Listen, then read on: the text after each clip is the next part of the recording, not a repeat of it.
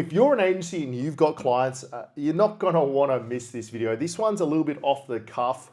I've just gotten off a call at Charlie Morgan's program. I do service delivery coaching at EasyGrow, which is Charlie Morgan's program. You've probably heard of that dude.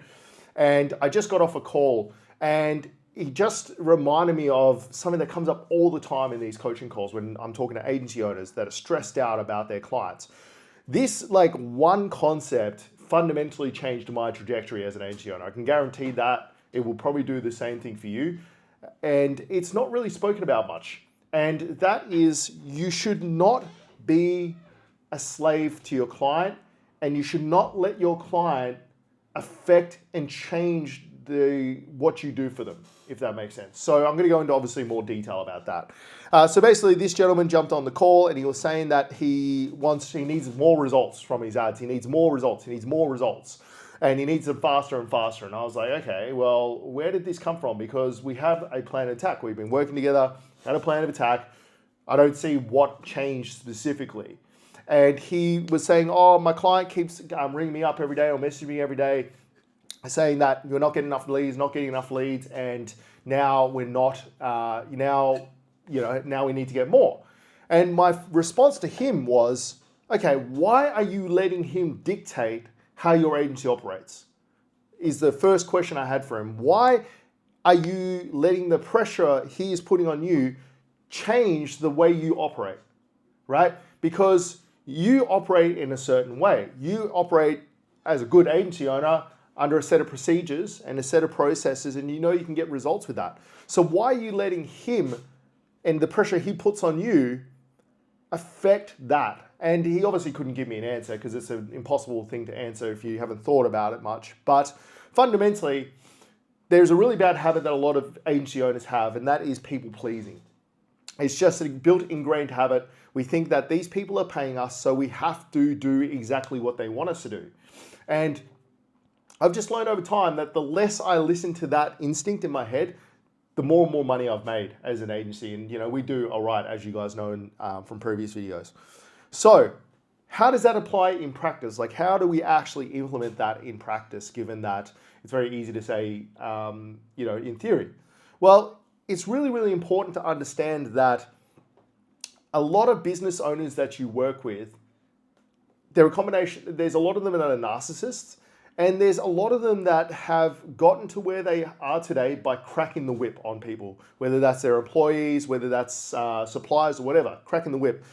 Most people are rewarded when they crack the whip, right? Because you think about it from his point of view. Let's say if he in his thought process, the client's thought process in this scenario, he's going, well, if I just keep writing this guy every day, I'm going to get better results. And your actions as an agency owner are reinforcing that. And then that becomes a perpetual cycle. He then becomes, well, I want more out of this guy. I want to get more for my money. I'm going to keep writing him. And you just keep rolling over and letting him ride you. And that's what creates these loops. These guys, a lot of these business owners get away with that for a very, very long time, right? Now, it's easy in practice to say, just don't ignore that, but we need some strategies that can actually help. And these are the things that really, really changed my agency's trajectory when I was mentioning it before. So one of the single best things you can do to a client that wants you to work harder, right, is throw logic in their face. So one of the ways we do that is setting expectations appropriately when you first start working with them so they know exactly what you're going to get. Then when these kinds of conversations come up and go, hey, look, when we first spoke, I mentioned I was going to get you 20 leads in 30 days or whatever it is, 20 appointments in 30 days. We are on track to do that. Is that still the objective, or are we changing the goalposts? Because if we're changing the goalposts, we're going to have to change what we charge. Most of the time when people are put up against that, they might push back and go, oh, well, I just don't think we're going to get there. And you can be tactful about it and go, well, look, with all due respect, you hired me for a reason, and that reason is that I know what I'm doing, so you need to trust in that. Or you can be a little bit tongue-in-cheek like I do, sometimes, not all the time, but I'll say something along the lines of like, oh, that's interesting. Where did you get your marketing degree from? Or how long have you been running your agency for?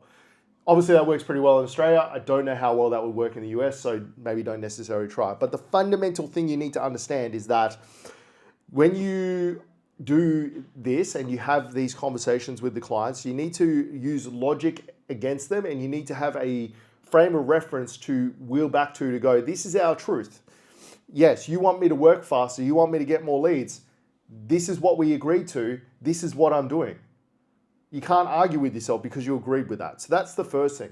The second thing that's worked really well for me, and I still do to this day, is anytime a client requests me to do anything for them, I get them to do work. So like in the case of getting more leads, you go, oh, fantastic, happy to do that. But what I need you to do before I start ramping up the leads is I want you to go back through all the leads and just write down which one of these leads were good and which ones weren't, right? Even if you get the client to do something that's not even consequential, won't even make a difference to their life or the results they get them to do some work. If you get them to do some work, unless it's actually a pressing issue for them, then they just won't do it.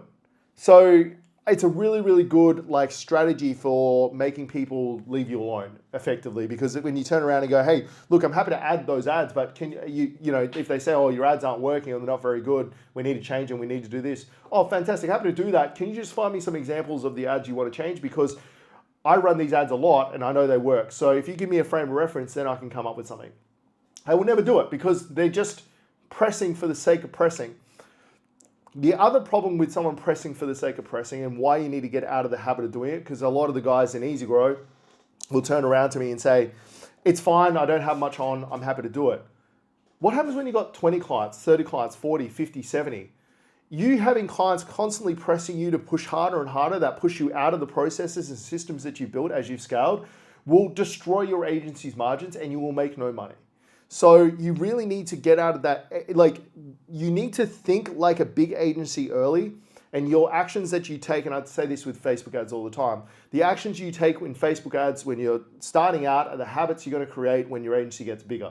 So you need to move out of that and move into more, thinking like a large agency and what a large agency would do in this situation. So that's my little tidbit for today. I just wanted to create a video because that was really front of mind. You know, if there's any piece of advice I can give all of you is grow a fucking backbone and be okay with confronting a client and making sure that you stand your ground in your position if you have the right to do that. So if they're asking something unreasonable, like they keep cracking the whip on you, stand your ground. Be willing to have an uncomfortable conversation, because trust me, one of the biggest things you have to learn if you want to grow a big agency is dealing with confrontation, whether that's with your team, whether that's with clients that aren't happy, whether that's with clients that in this situation are asking for something unreasonable. Practicing that when the stakes are small and you're working with a client who consequently could leave you, it's okay. But it's like cold calling. It's a learned skill. No one likes confrontation, but as you do more and more of it, you get better at it. So that would be my other bit of advice, guys, is just make sure to really not be afraid to upset a client, because the worst case scenario you got in your head, which is the client's going to go, well, stuff you, I'm going to leave, will not happen. The worst case will not happen. The best case won't happen. It will be somewhere in the middle. So guys, if you found that helpful, make sure to subscribe. I'm going to be posting way more regularly. I'm just going to be doing very ad-lib stuff like this, nothing structured, nothing high production value, just real world advice, which I think is what is needed in this space from someone that's been doing it a long time, which will be almost 10 years as of February. So guys, thank you so much for watching. I'll catch you in the next video.